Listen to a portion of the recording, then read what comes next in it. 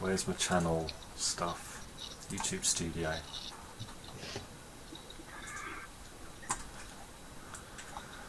Dismiss that. Dismiss that. Don't care. Dismiss. Right. So I think we're live. Let's see. We are live apparently. Okay, I'm hitting the refresh button, but we are living. I don't know if we're live. For now, mate. For now. Oh, Yeah. robot explosion. that's definitely We a are feed. living. Ah, yeah, I found it.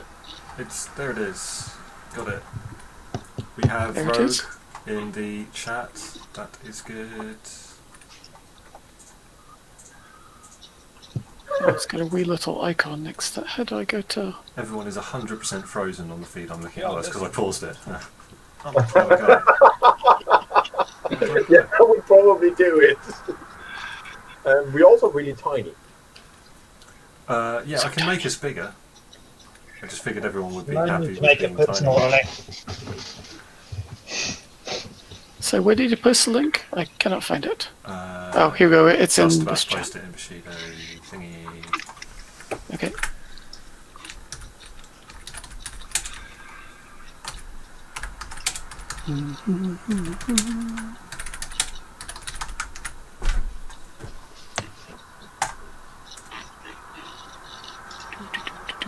Right, there we go. Link posted in the Facebook group. We've got Nate in the chat. Can I pop out chat? That is the question. How does any of this work?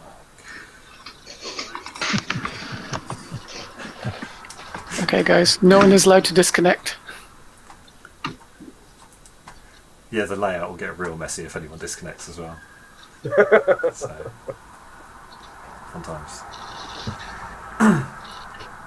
Okay, so should we wait until we've got a couple more people? We've got 17 watching. I don't know Hey, how many of everyone. them are us.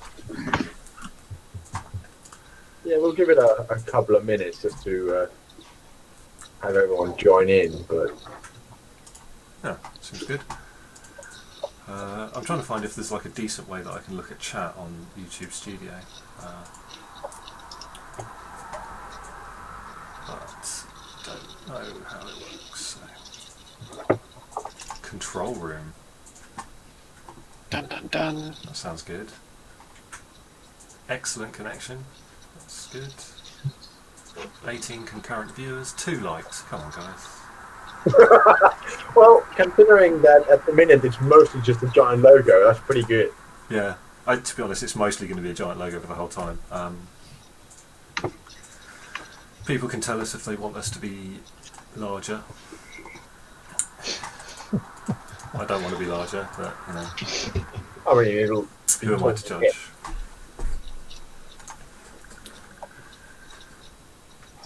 Right. Okay. Let's give it like 4 more minutes to actually kick off properly at 10 past. Seems good. Oh. I'm really tempted to go get a Kit Kat, but I'm not I sure the mean- stream would appreciate me just eating a Kit Kat. Just I'm sure that was There is a done. mute button. It is now or never. I'll survive. How's the website? Yeah, it's all good. Did you have to So the, upgrade your hosting? No, the hosting people said they wanted to charge an astronomical amount of money to increase our dedicated bandwidth. You know what I mean? It's a joke, really. But, but yeah, it's all good and operational now. I think Rogue did shut down some non-essential stuff, all that tech stuff that I have no idea about. It seems to be running fine now, so Cool. yeah, all good. I didn't realise you were planning on releasing both of them at the same time, so yeah, that probably did it. Yeah, it didn't help. I mean, it's the busiest the website had ever been, so I'm guessing we hadn't set a precedent. We kind of thought there might be a bit of traffic, you know what I mean? But I think on Friday, was it Friday or Thursday, whenever it went, it was like 2 hours before we could get it kind of even to be remotely stable, It's ridiculous. So. But I mean, it's a good thing. It's good Yeah. problem to have, I suppose. You know what I mean? Yeah. So Yeah, They're absolutely. not very pretty, the models. Yeah, I really like. I really like what Kevin did with the Wolf Clan. Really nice. Yeah. They came out. Really good. A lot of work went into them, though. I think that's the thing. I mean, I think it shows. So I'm hoping people like it, which appears they do. Just now wait and see when we can get them for a general release, I suppose. So Yeah. current climate might dictate that beyond our own desires, though. Yeah, it's all a bit weird at the moment. Who knows when we can actually get back to normal? I imagine there might be a question about that at some point. Right, we're at 24 viewers, and it's like 8 minutes past. So I guess we get started. So Reasonable. just as my connection quality dips to poor. Oh, that happens all the time. Yeah, I'll close that. Right, so welcome to live Q&A with GCT who make Bushido. Everyone knows that because they come from the Bushido Facebook group. I'm Ben, and that is all. And you should have labels for everyone on the screen. So we've got that does work. So yeah, so we've got Andy who does No, it's up there. rules bits, and is some kind of encyclopedic keeper of law, it seems. Got Jason, main rules writer. Blame him for anything that's junky. And Or then, just broken. yeah. It was intentional. And then, which way do I point? Do I point that way? That's Gordon. It's going to take so long for the stream to update to see me doing that. So Gordon's, well, you're sort of the man largely in charge, aren't you? Yeah, I think that's a good description. I'll take that. There is one member of GCT missing, which is Odin. So I suppose I thought what would be a good thing to start on would be like a description of what GCT is, like who it consists of. Because it's basically you and Odin with Jason and everyone's part-time, aren't they? That's it, yeah. I mean, I think people appreciate that. I think most people know. I mean, we're a relative small company. The only full-time employer we have is the warehouse operator who ships all the stuff out, although unfortunately that's fallen to me now under current climates. But yeah, other than that, everyone's part-time or a freelancer. So obviously the artists, etc., sculptors, etc., that we use are all part-time or freelance. And you know, it kind of works. It's a slow grow. It was always the intention, I guess, for GCT, just to grow organically per se. And you know, we're kind of at that point, I think, you know, the pinnacle really, where the real possibilities now are just expanding the game, you know, reaching a bigger audience. I think the latest models kind of speak for themselves, really. Do you know what I mean? It's been a long, slow learning curve for us, but I think we're there. You know, there's always a balance between everything that you do. And, you know, it's got to be made, as much as I'd like to say, it doesn't need to be economically viable, but everything does, obviously. And so I think we're kind of at that point. You know what I mean? You know, we'll see how this year. I mean, this year might have some impact on us. You know, just the uncertainty of, you know, moving forward in the next 6 or 12 months, possibly. I mean, no one really knows what the next 12 months bring. But yeah, I think we're there. And like you said, I think everyone's part-time, so which, you know, makes it even greater in the sense, you know, that everyone puts a lot of work in. You know, it's a team effort really when it comes down to, you know, without any one member involved, it would kind of just fall apart really. So I appreciate everyone's hard work. I think we're kind of at maybe like in a weird point now in the industry where we've had this explosion of like small companies, and a lot of that came off the back of Kickstarter, and GCT doesn't really fit with that. And then you've seen a lot of consolidation recently, and a couple of companies are sort of folded, and I think actually GCT's structure probably makes it quite resilient, because no one's relying on it for their main income. So you can slow down without just like having to stop and get an office job sort of. Yeah, no, definitely. I mean, that was always the Kickstarter and me are not the best of friends. I know we've used crowdfunding for various projects, but I think overall, trying to avoid that is quite crucial. I think lots of people underestimate the amount of work that's involved in one, running a company, and two, running a miniatures company particularly. Do you know what I mean? And so Kickstarter seems like a good option, and you get your initial funding, which is good, and that's what Kickstarter's for. It's for entrepreneurial advancements. But then it's obviously maintaining that as you go forward always comes quite problematic. And I think you're right, Ben. I think the way GCT was structured and still is structured, it allows us to weather those storms when you have peaks and troughs quite successfully. Yeah, I think I got into Bushido with the Indiegogo, the Ito Clan Indiegogo. Before that, I'd seen it around a little bit, but I hadn't dived in. Yeah. So, can you tell me about the start of GCT? Like how you started it and what the idea was? Sure. Funny you bring in companies folding and stuff like that, because that was kind of a main driver for you guys that have followed GCT for a while. Initially, it was myself and Toby. We played a lot of skirmish games, Confrontation being a big one, a big influencer for GCT as it goes. But lots of other games, around that period. And, you would buy into it quite a lot. I'm a compulsive collector, so it would mean spending a lot of money. And, a year or 12 months, 18 months, the company would cease trading. And you would be stuck with a pile of lead or plastic, as some cases were, that you just wouldn't have use for.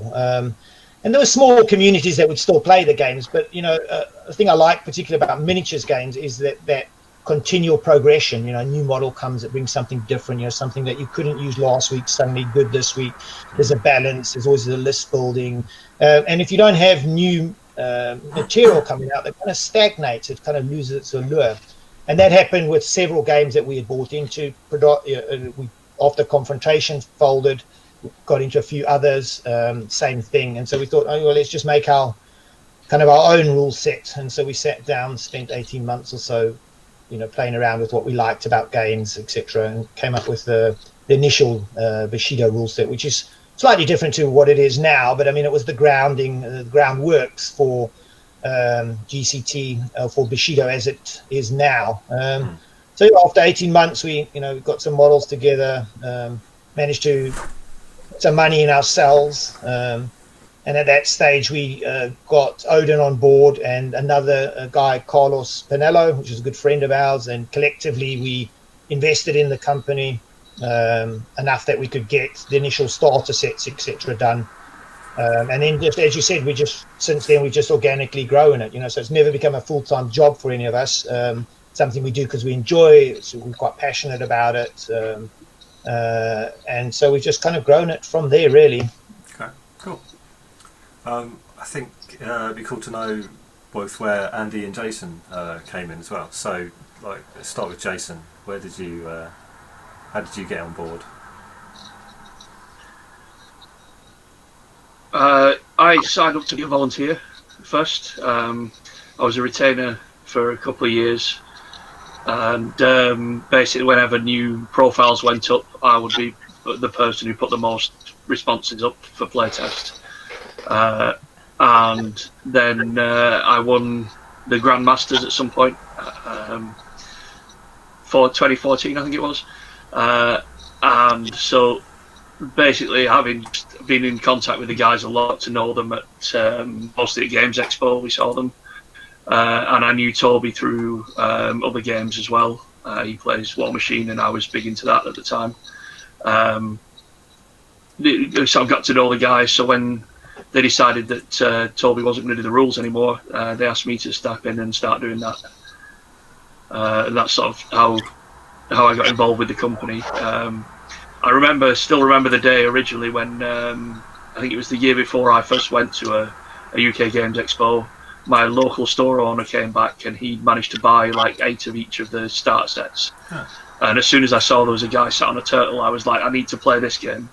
How do we play Bushido? Also, I think there's Pretty somebody remembers back for for the the. reporter, so. His name's Sam. That's all we need to know. Or her name, actually. I think we decided it was a female at some point. The shape of the shell.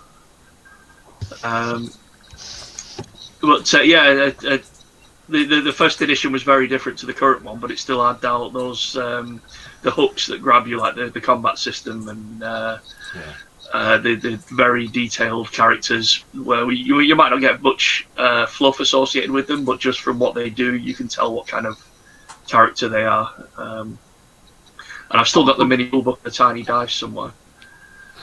All right. I never played the first edition. I played it was second edition with the Ito Indiegogo. First edition had like half points and stuff, didn't it? Sorry, Andy. Yeah, I got into Bushido from, I think Colossals had just come out for War Machine, and I was just like, nope, just I'm out of this. Sure. And I'd heard GCT had just redone the rulebook, so they were just doing the New Dawn rulebook, I think. Okay. And got a demo at the local club, got into that. Very much enjoyed it, obviously. Became a retainer, and then somehow I became the rules guy on the forum.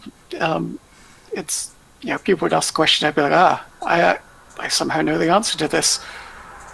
And I would just be sort of the first person onto the rules bit. And then one day Jason was like, I've got this stuff that needs tested.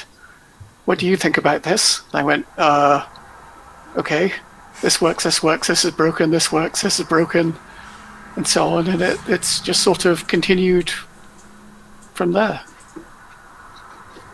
Cool. So, I mean, rules guy and, as you said, lore encyclopedia.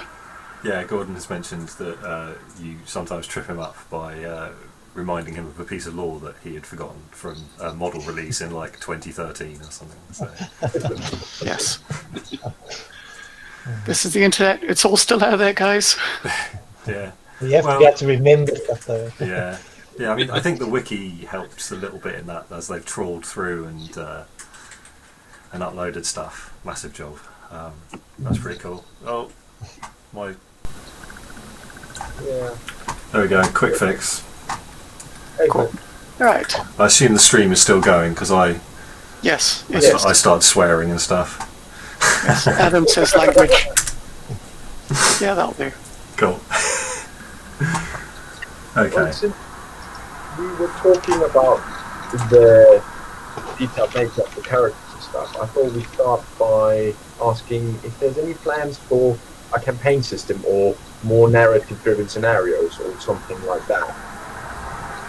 Okay. Yes, I was working on a campaign system. I've sort of left it to gather dust for a month, though, but I'll get back on that. It's essentially... Campaign system boils down to an injury and benefit system for unique characters. Non-unique stuff, in your campaign, they're just getting replaced by the next nameless mook in the queue. But unique people can sustain injuries and get benefits. I'm not sure what the appropriate term for it is. And essentially you collect event cards at some point, and I'm trying to work out how to do a narrative campaign path at the moment, but I think it's more that will be allocating all the tournament scenarios to a campaign tree, I guess is the right way to phrase that. Okay. So you'll get a campaign tree, and then you work your way through it and see how it goes. Everybody will probably end up with different campaign trees, but that's something I'm not sure I can account for. Just yet, you mean? I don't know. I mean, let's say you've got 8 players and you want to play in the same campaign. That's a lot of factions to try and figure out how. It's a very delicate balancing act to get these 8 people to have a storyline, have it all meet, and have a finale with all 8 people. Especially if it makes sense for everyone. So the glory system I've got is funny in that as you win, you get more glory cards, or glory events, I guess. But on the finale of your campaign, everyone must play all their glory cards. You must play it. It's not, oh, this one's beneficial to me. Fantastic. It's all the benefits all at once. And there are some which may totally hose your list. If you brought a lot of shooting, you've opted to fight in sunshine and stormy weather somehow. If I can add to that, obviously that's an ongoing project Andy's been working on for a while now. But we're also working on some narrative campaigns, smaller campaigns than that, and more isolated for particular characters that you will be able to play a series of campaign style events that will drive a story along for particular characters. I don't want to give too much about it because it's in its infancy at the moment, but we've got some really exciting ideas and storylines lined up for that. Do you want to add to that, Jason, or you? And models. And models, so you can have models in the campaign packs. Interesting. So you might get some new models for your factions in interesting ways. Like I said, there was an article about the cycle deck. We're looking for ways to push the story, and I think we'd rather do it in lots of ways rather than just like publish a novel, essentially. Although, having said that, a substantial amount of lore might well come with a campaign if that's how the product ends up. I've got to be honest, I really like the way that the storytelling is kind of emerging from little bits of description. Yes, it's very neat, but that might be where the wiki will be quite helpful to people. Yeah, I'm not saying that should be the only way, but I really enjoyed that, and I like when you see people like Richard on the Facebook group being like, what does this mean? Yeah, definitely. It's useful for actually being able to find all the bits. Yeah, I think it's one of those things about storytelling, isn't it? If you just tell everything, it's a little bit underwhelming. Whereas if you leave questions, which you can obviously do with longer prose, but if you leave those questions, then people are more stimulated to think about it and talk about it and stuff. So. I'm a big fan of the leave the mysterious. Yeah. Oh yeah. Okay. I hope that answers the question it was. Before the next question, I'm just going to quickly switch to Firefox and hope that everything doesn't die and I swear a lot again. So bear with me while this goes a bit weird. Okay. Alright, you're about to inception the stream, are you? Oh God. The echo. Yeah, right. Kill that. Got the questions up. No. Kill that.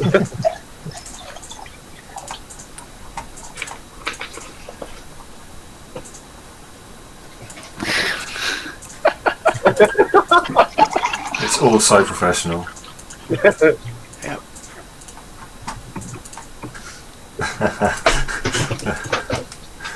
And Firefox has failed to access my camera. That's amazing. Excellent. This is what people come for, the professional quality Yeah. production. The high level of Production quality.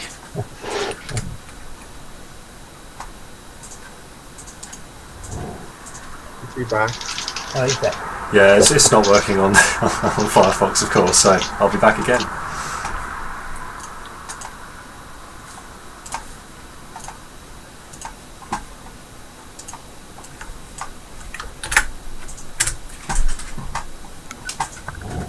Technical prowess is amazing, Ben. And you're back. Oh, that seems good. What's amazing? Your technical prowess. Yeah. I don't understand why my computer doesn't like what's going on. I know how to do this. It's just... It is the computer I use for all the sculpting, so it is like pretty decent spec, but it's what it is. It does like this. Right. Totally Right. unrelated, but you know what's really cool? The mic on yours, Ben. When the mic, it looks like your bag is powering up or something. Ooh, that bag that's hanging on the door behind you. Yeah, the blue bar moving up and down. Oh, I actually right. thought that was an LED bag of some sort. Yeah. Sorry. Yeah. Carry on, Ollie. Right, I was going to say, you talked about how COD was the easiest faction to create models for. What's the hardest faction to create models for? I'll start, but I think Jason had quite a lot of input on this. For me, obviously, when we found to start models, prefecture without doubt is the hardest. There's multiple reasons for that. Obviously, one, it's one of the original factions, so it's got quite a lot of profiles already. But secondly, they're the most humane faction, or not humane. Humane's the wrong word. The most human faction, in that there's very little magic or myth in the faction. So, okay, you can create another samurai, but that's less than exciting for most people, to be honest. So for me, definitely without a doubt, prefecture hardest. I think all the other samurai factions have something else you can bring in and can make cool and unique, etc. Whereas with the prefecture, it's quite defined as a faction, and for me, that definitely makes it the hardest to do profiles for. Yeah, I can How about you, Jace? Yeah, right now it's probably She-Hulk, just because they're being a pain right now. But yeah, the prefecture is a difficult one. I mean, the entire faction right now only has about 3 models, I think. Oh, 4 if you include the dog. He's technically not an Ashigaru. The rest are samurai or Ashigaru. And with it being the prefecture army faction, rather than just the entire prefecture, I think that's probably something we're going to continue. So yeah, new models for that tend to be very rules oriented and fill in a spot, like Akira, Takashi Akira. We had to make a new samurai, and so his rules very much went into filling a spot that was missing in the theme. But like we said in the question, because there's so much folklore out there. Anytime you're researching anything for another faction, you come across 10 cult models you could also make. I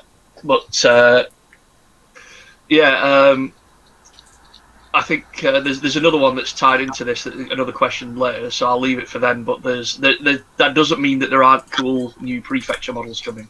Definitely, yeah.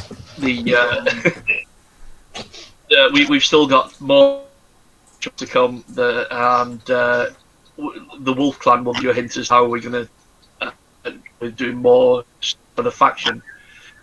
That's not just more Tashi Samurais. I think we've got over 10 of them at least, maybe closer to 20. So we've got plenty of those right now. Cool. In sort of a slightly related question then. Andy will know exactly how many.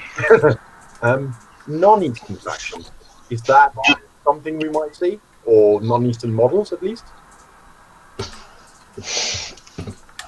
I would never rule it out, put it that way. It's definitely a potential. I mean, there are some models, I'm not going to give names away, that we kind of deliberately put little tweaks on them to see if people would pick up on them, to kind of shift away from the Eastern influence. And there's some down the line that will have similar things. So there's little hints that there is a wider world beyond the Empire or the Jewa Isles as we know it. But short term, I can't see us doing a non-Eastern themed faction per se. And that doesn't mean we're going to do another faction based on the Jewa Isles. Obviously, we've potentially we've got the whole Empire that we could draw various factions from, and obviously Southeast Asia is a big region with lots of cool ideas and lots of cool models that we could potentially do.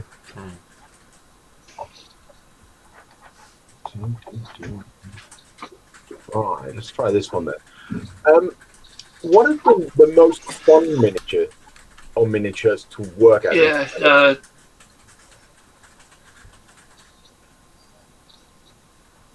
Oh, I I think we've might have a lost bit of Jason on lag. it. Yeah.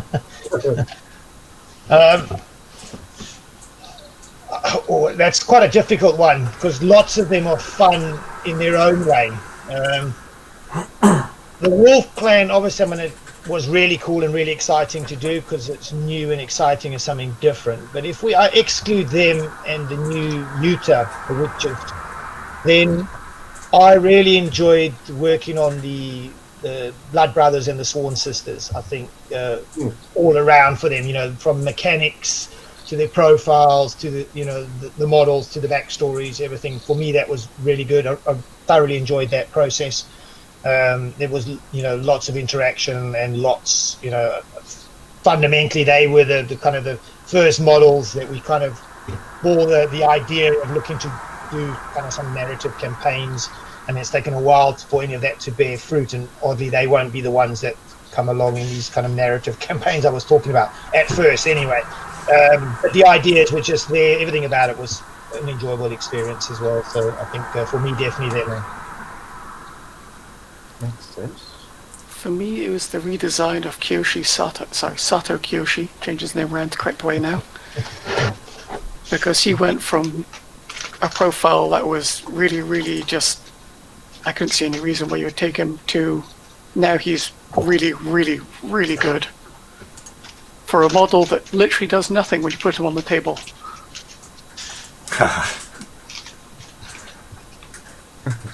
Sits there, give you weight actions. That's what he does.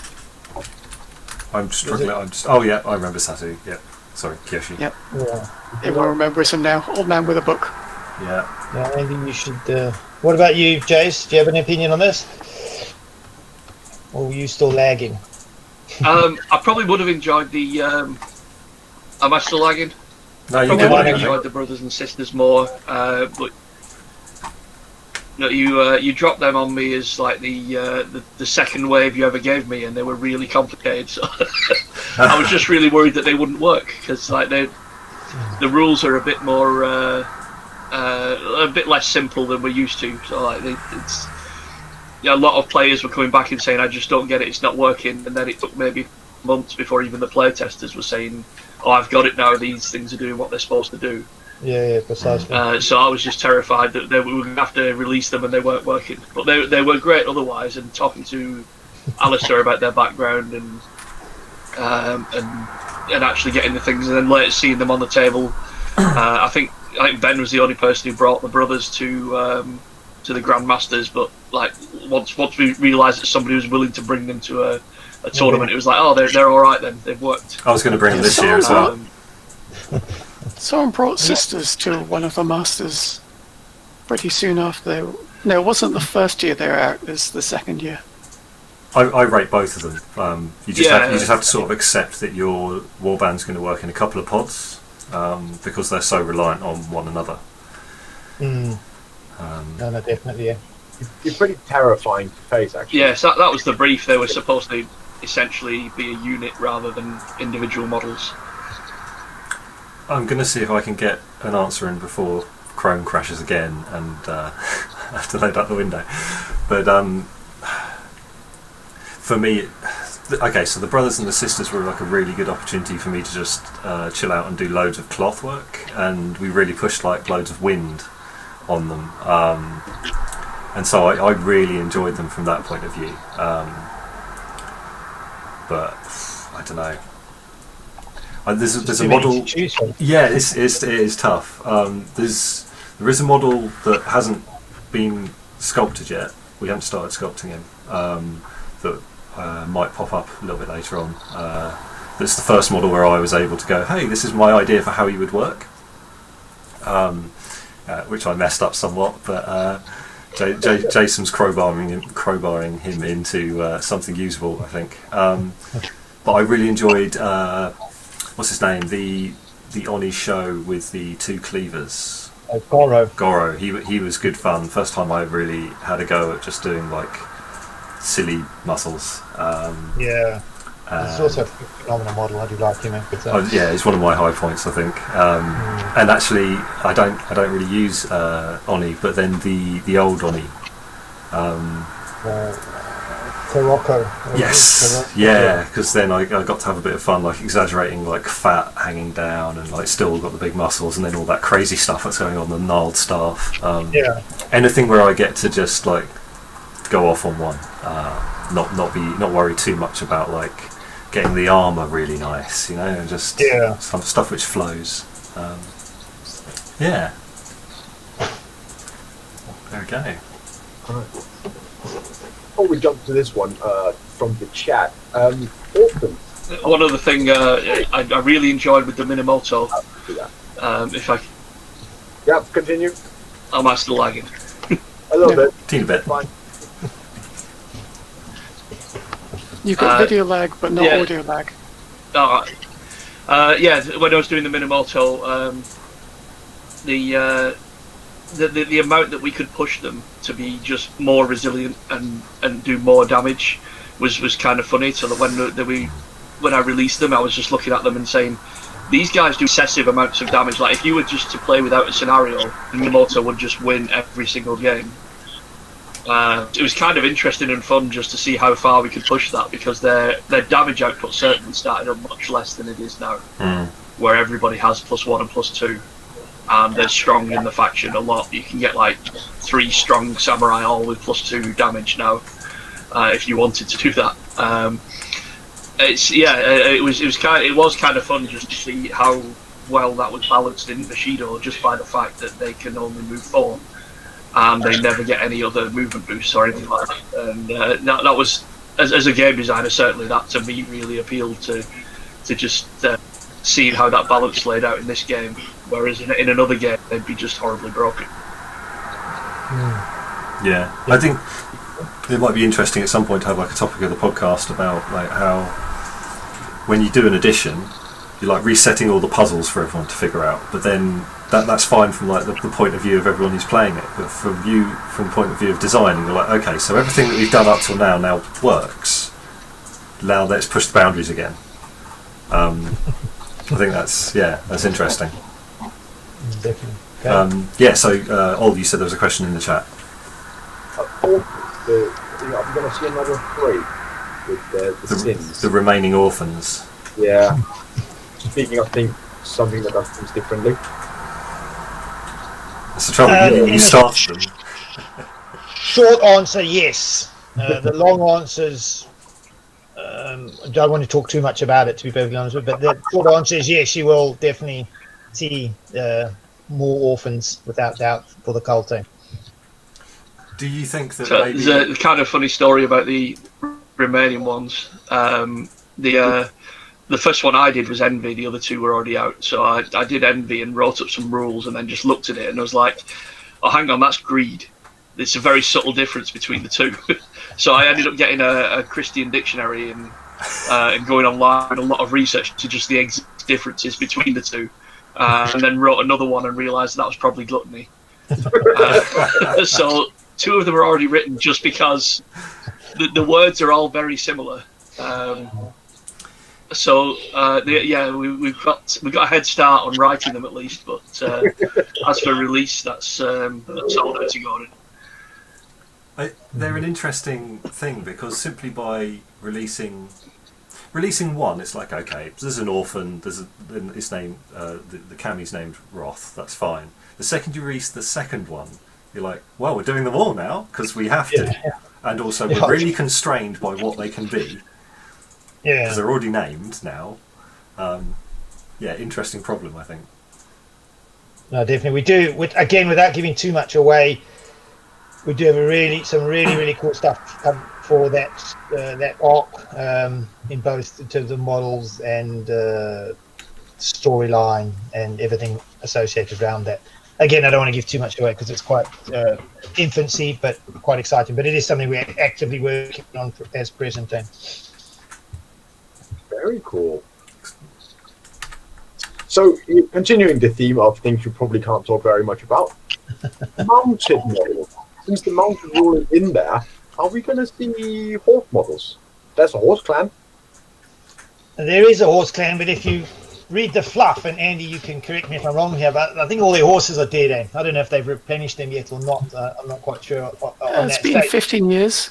I guess they would have had some, but I think Ben probably has a bit more to say on that, really. I guess, yeah. Yeah. I want to know how much of the them being poisoned is just so then you don't have to write rules for an entirely mounted faction. Because I think it's really easy to.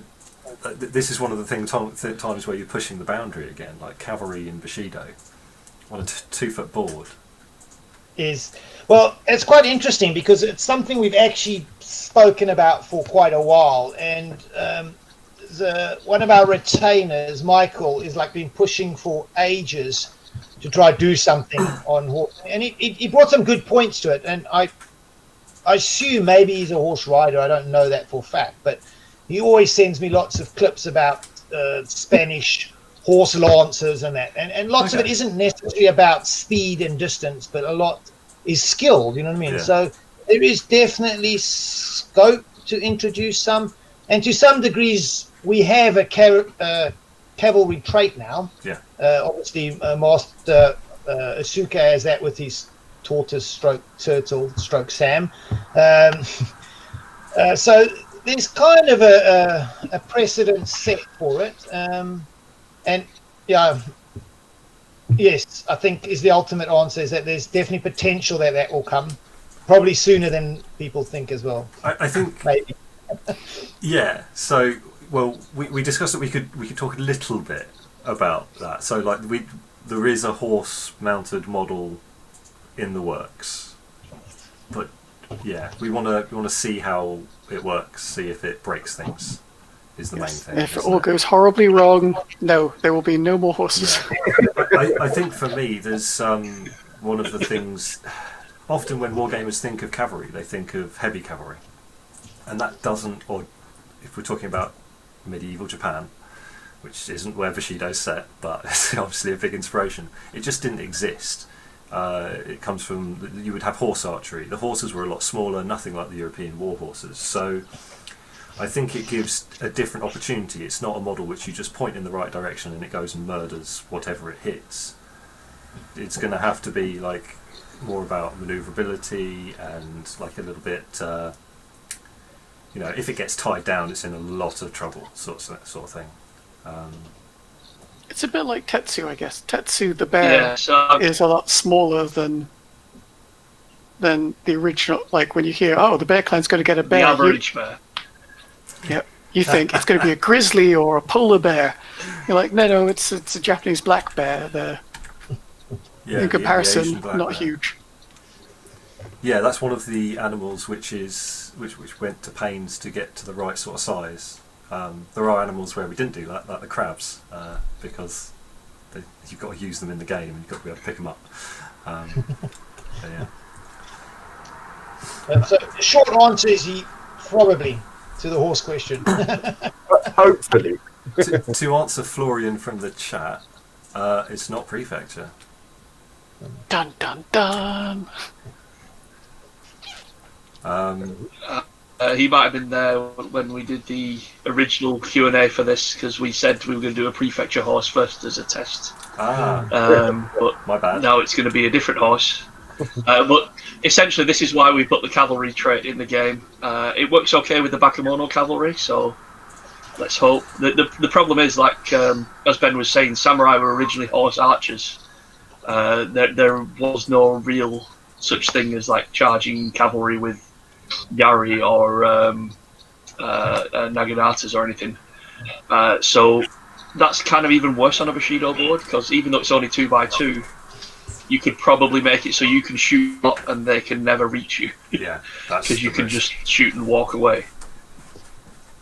So it's an interesting problem, and I think it'll be really interesting if we can get it.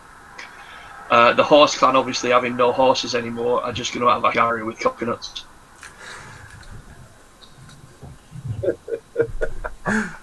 Yeah, very good. I like it.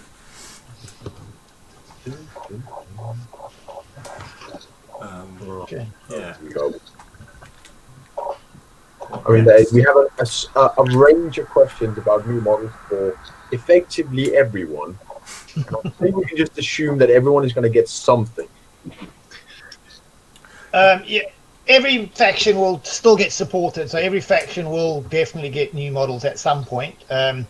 Obviously, the last 12 months was pretty much taken up with the Risen Sun release, so you know the new starter sets and that come out, and then this year we'll fill a few profiles that went missing from last edition, and then we'll start as we did previous to the Risen Sun coming out, is that we will just scale every faction getting a release over a period of time. Probably stick to our current or our historic release, which was 4 to 6 profiles every other month, and they'll just bounce between all the factions. So fundamentally, obviously, some of the newer factions may get more profiles just purely because obviously we want to build up the list, building capabilities, the theme lists, all that kind of stuff. But there's no intention at this point not to support any of the factions.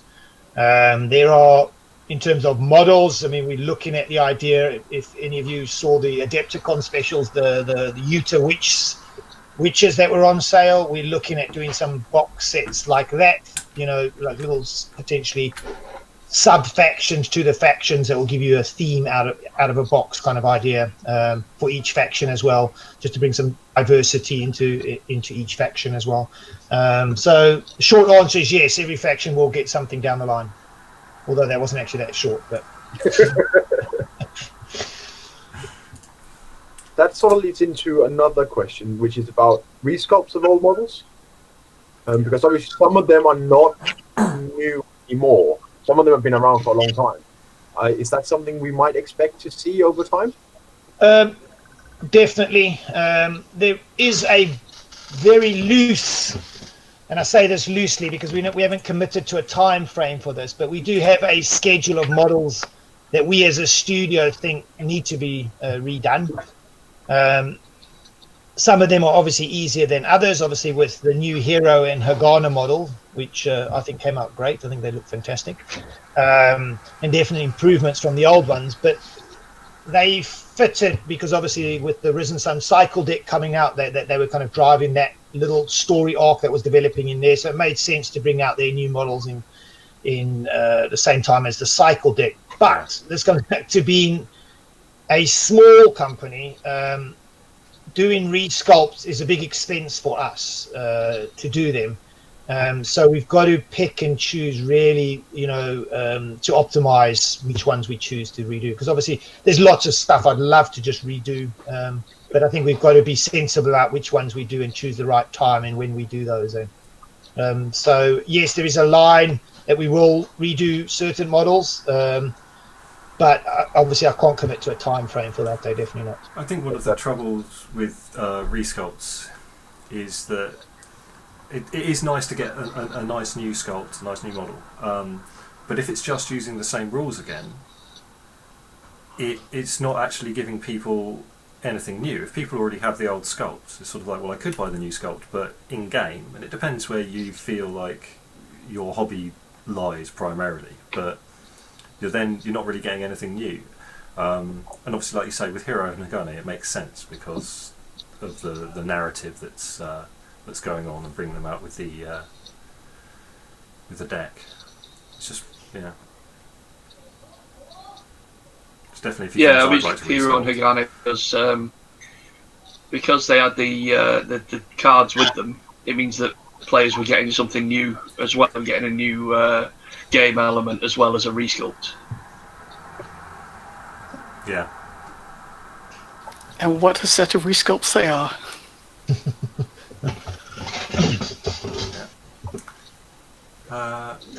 Cool. We've got quite a few questions popping up in the chat at the moment as well, and we've got theoretically about 10 minutes to go. Yeah, do you want to field some of the ones from the chat? Okay, well, so we've got, what are your upcoming plans? How do you see the game evolving? Well, I think we've really covered that, as in it just sort of slowly evolve with new little sub-factions coming out as well. One is Shiho. No, I don't think Shiho are this year. So, will the Wolves still continue to see separate Did we say there was models? 2 factions this year? News to me. What was that with the Wolves thing? I better get on that. Yeah, you and me both.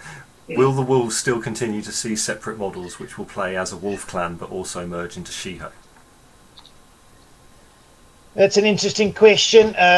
Short term, no, because theoretically, and this goes back to what I was saying earlier about us trying to release essentially a theme in a box, which is what the Wolf Clan are. So the idea was that each faction would get one of these kind of sub-theme box sets at 100 rice plus for each faction. Obviously, with the Shiho, we've kind of done it in reverse. So obviously, they don't have a faction as yet, but this will be their kind of sub-faction. So they may get a model or so down the line, but realistically, they are going to be the support models for the Shiho when they come out. So obviously, they'll all be recruitable in the Shiho faction. Not all of them, sorry. Most of them will be recruitable into the Shiho faction when that faction's released. Then. Cool. What else have we got? Someone's asking about being able to get corrected cards of the errated misprinted cards. I mean, essentially that would be go to the store or the wiki and they should have the latest version that you could just print yourself. I don't know. That's it. You can do that if it's one of the ones that were on the original list. So that's the camis that were printed wrong on the original print run we did. If it's those cards, I'm quite happy to send them replacements for those. They were ordered. I think we did put an announcement out that people could replace them if they wanted. I mean, ideally, I don't. If they want, and it's that problematic, they're welcome to email us, and I'll send them replacement cards for those. Then. Am I right in thinking? Because I think this was talked about on the forums that at the moment you've got an individual card order item on the store. That's correct. Yeah. The intention for that was like the extra cards that are in the new special decks that weren't in the replacement decks for like production reasons. That's correct. But yeah. can you use that to pay for individual cards? Yes. I've heard people suggest it, and it's up to you. Like, No, I mean lots of people have already. I think you're quite right. The original intention was what it was set up to do. Yeah. The replacement decks came out quite recently. We didn't want people even having to fork out another entire amount to get 2 or 3 cards for their faction or whatever. And this seemed the logical way to address that problem. But yeah, lots of people have taken it on the opportunity just to get cards that are missing or damaged, or the odd Ronin card that they didn't want to buy the whole deck for, or whatever the case may be. So yeah, I'm quite happy to fulfill those as long as I've obviously got the cards at the moment. So yeah, more than happy. Yeah. Cool. Right, we've got a couple of questions here. Like, is there any chance of more support for fighting in 3D? Because Bushido is essentially 2D. So that and any sort of world interaction stuff. Jason? It is. I mean, it is something. I'll let Jason answer, but it is something we've looked at, and Jason's, I say, loosely looking at it. I think he's either got priorities at the moment, but it is something we've considered. I don't know where we are with that, though, to be honest. Yeah, the things like raised areas and 3D terrain, being able to do steps inside buildings, that kind of thing, basically ruins the LOS rules, which are very good and very well delineated for essentially a 2D game. I think that it's possible that this will go in the campaign book if we have, if we're writing more narrative scenarios about taking castles or even just street fighting in the middle of a city and you can go into the buildings, that kind of thing. It would make sense for this stuff to be there. The interacting with more of the terrain, the destructible trait can be put on anything, which is a good start. And that's great if you want to have an entire village with rash kit and just run through and destroy without taking even an action to do it. It's a lot of fun. And yeah, we could easily integrate more of that stuff. Like this is a throwable piece of terrain. It's or if you go to a market stall, definitely throw apples at somebody. And they can all different effects in more narrative scenarios. The reason they're not in the core of Bushido is because we wanted it to be very precise for tournament play. A lot of people are playing tournaments, but that's certainly not the only way you can play Bushido. So we will introduce that in some form eventually. It's just when we can get around to doing it. Yeah, I guess like anything, it's just about having the resources to do it. Definitely. Cool. I'll hand back to Walt for other questions. Well, I mean, there was another. Like one asked for the chat was about Mark II version of profiles to go with resculpt, sort of like War Machine has been doing, where you're releasing a new version of the character, which then have new rules because the story has progressed. Yeah. But oddly, the initial idea of Bushido was something along those lines, that there would be a trajectory, a story arc, and characters would all evolve and stuff like that. But again, it comes to having limited resources to do that. Meant that kind of got sidelined when we did eventually write the rule. Something I wouldn't write out, because I coming from a role-playing background, the idea of that story evolving is exciting to me. So I wouldn't rule it out. At this moment in time, we don't have something like that in the pipeline, but I definitely wouldn't rule it out. It's quite exciting. I mean, if you could evolve that character, it might be something we can incorporate into the campaign system that Andy's working on as well. So those characters could develop as the campaign progresses, or something along those lines. Maybe you'll be able to play different versions of that in normal Bushido as well. I don't know. We'll see how the campaign system turns out in the end. exciting.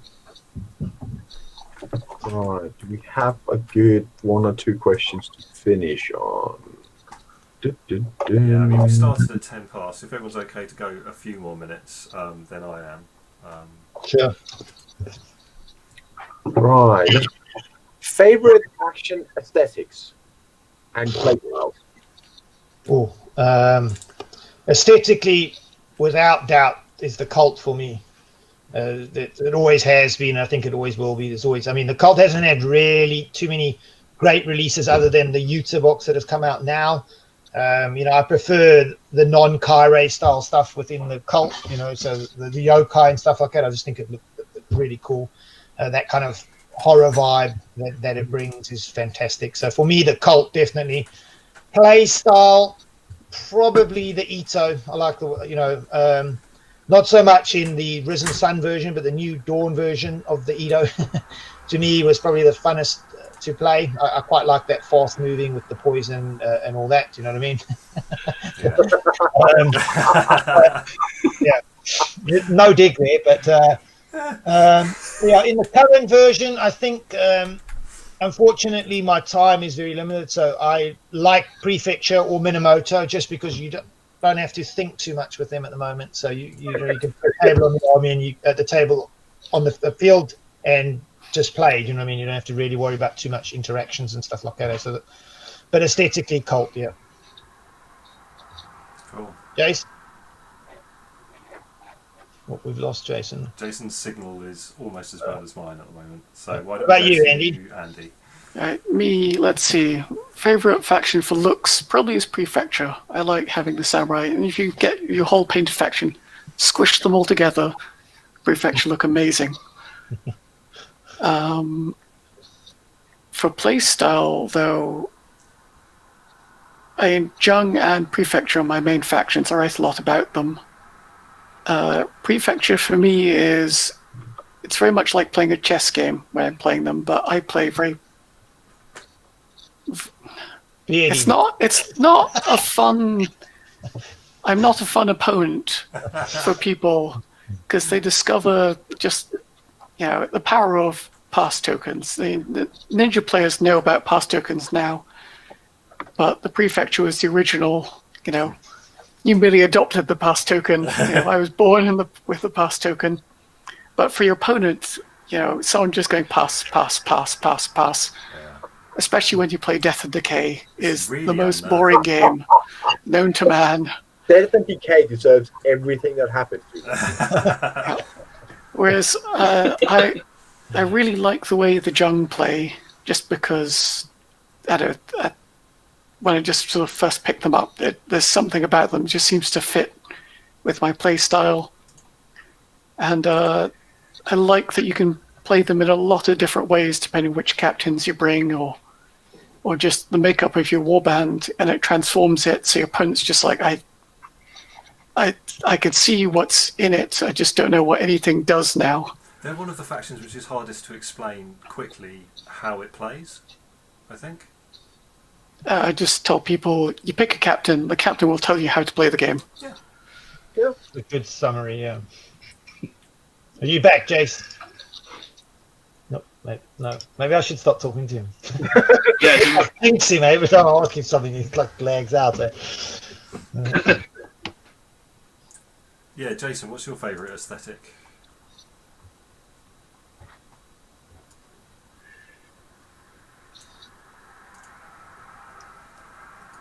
Okay. Oh yeah. I for the looks of the how the faction works, I really like how the prefecture look like an army. If you put all the prefecture on a table at once, you can see an army, and it looks very integrated. There's no models that stand out. There's a dog, okay, but and a dragon, I suppose. But the rest of it just looks properly like an army, which is how we envision it. I also like the temple. I think the one of the things out wasn't intentional, but the models are in the temple all very much reflect the elements that they've learned, and you can look at a model and say, oh, this model's got its arms like this and its legs are like this, so it must be, I don't know, water and air. And they tell me that wasn't intentional and that I've just sort of projected that onto the models, but it looks really good when you explain it to somebody, and it just all fits. As playstyle, I really like the Jung one. I changed. They weren't like that last edition, and I added the making the captain and a theme for every captain, affect all the models, the list. And I really like how they go now. I personally really like Tengu as well, but I'm sort of getting the inkling that it might not have worked exactly how I wanted it to work. There's a lot of people coming back and saying like the idea of being just ability is great, and you can probably win games on scenario, but they still want to beat somebody up. So you'll see the additional cards. One of them's just basically about making the melee a bit better because you can surprise people from above, and that can definitely equal up a fight, which they're not very good at the moment. Although playtesting said that they were like slightly over, he seems to actually just want scenario. So I really like it, but I think it's probably to learn that we need to stab people on occasion. I think from playing point of view, I've loved Ito for ages, and I've just recently started getting into Tengu because they're basically like, you know, that mobility. What if it was even better? And I know you lose punch, but like it can be so irritating with all that mobility. I want to think about like what's my favourite aesthetic though, because like from a sculpting point of view, what I really like is how we've brought on these other sculptors, and they each have their own style. And like from a personal point of view, it's always a challenge, like who gets what. And I try and give people a bit of choice, but definitely you look at some things sometimes and you go that fits his style. There's a couple of other sculptors for unannounced stuff, and it's definitely been a case of like, I give him that. He likes doing these great big inflated muscle groups and stuff like that. It'll work really well. I don't know if I can answer overall aesthetically. I'm really liking the Minamoto. I like they have that army thing, but with some like slightly wackier stuff. And yeah, I'm always up for sculpting more like Oni and Bakemono. They're good fun. They just go crazy. Cool.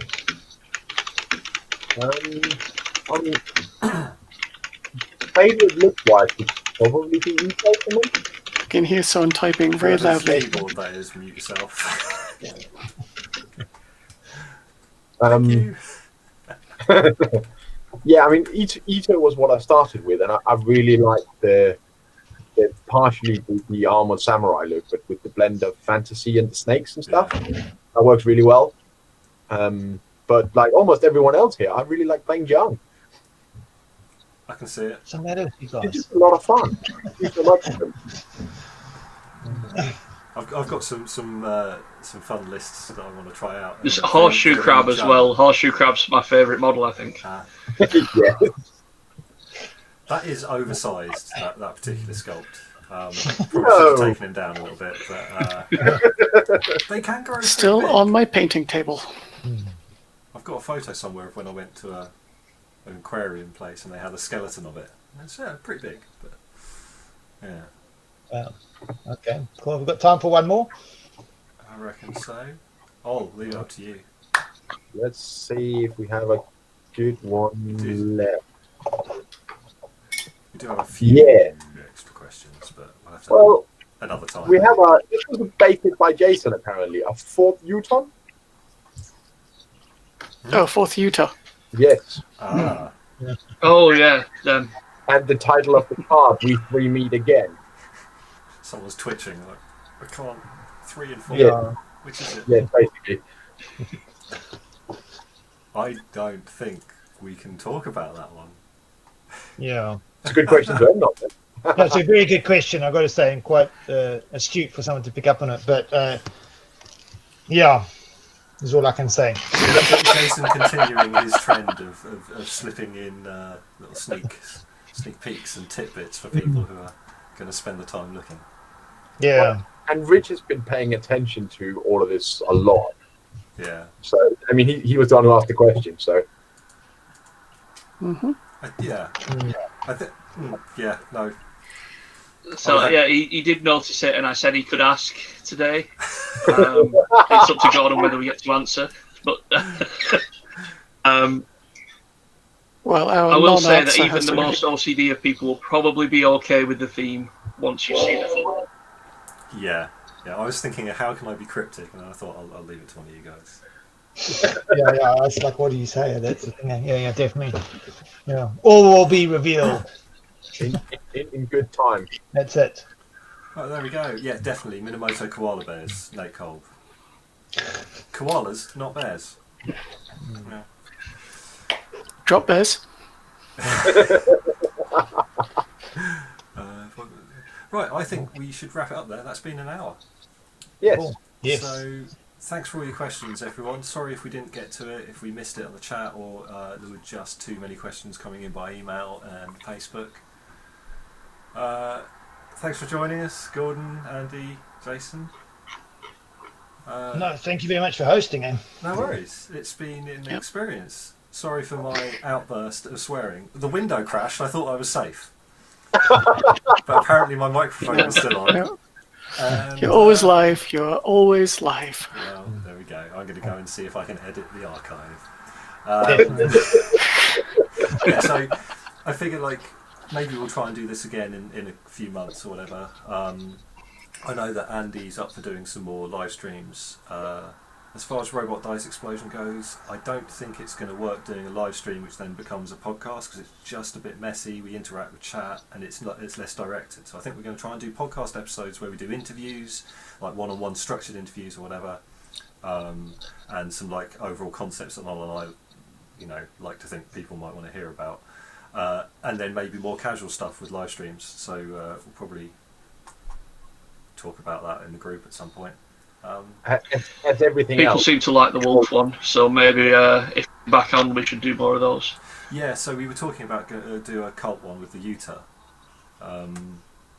So obviously they have been shown now, but we could still do a podcast about them because one of the guys local to us did a lot of playtesting with them, so he might have some opinions. Cool. Right. Definitely. As Again, usual, thank I don't know you. how to Thank end you, everyone, anything, for so listening. So it's a ramble. Right, we're done then. okay. Thanks a lot, guys. Yeah. Bye. Cheers. Right. Ta-ta. So, Ben, do you stop the stream or do we leave Jitsi? Well, this is the thing. How do I stop the stream? I've only ever waited for it to crash before.